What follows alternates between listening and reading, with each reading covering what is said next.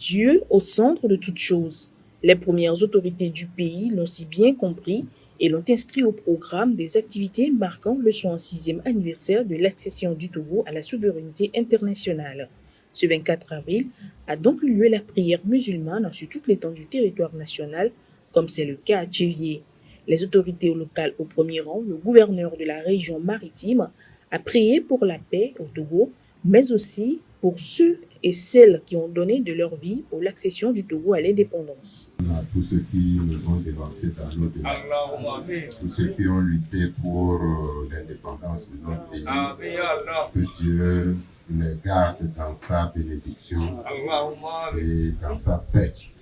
Et ceux qui vivent encore, que Dieu nous continue à leur donner la force pour qu'ils nous apportent des idées qui feront avancer notre pays.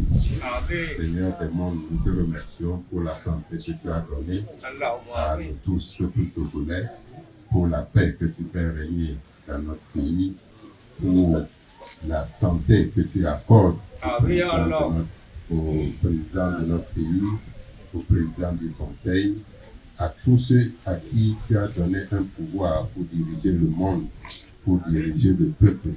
Nous te remercions pour cela.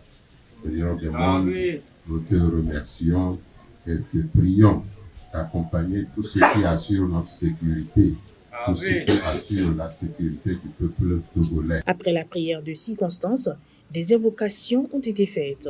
La communauté musulmane de Dieu, fidèle à ses valeurs, réaffirme aujourd'hui avec force et sincérité son engagement total pour la paix, pour la cohésion sociale et pour le vivre ensemble harmonieux. Nous croyons en un Togo où chaque citoyen est une richesse, où chaque différence est une force et où l'unité devient notre plus grande victoire. Le prophète Mohammed nous rappelle, le croyant est celui dont les autres sont en sécurité de sa langue et de sa main. Alors oui, nous choisissons d'être des hommes et des femmes de paix, des artisans de fraternité, des bâtisseurs d'un avenir meilleur. Et que le 27 avril soit pour chacun de nous un engagement renouvelé envers la patrie. Car au-delà des mots, au-delà des cérémonies, une vérité demeure. Le Togo est fort parce que ses filles et ses fils sont unis.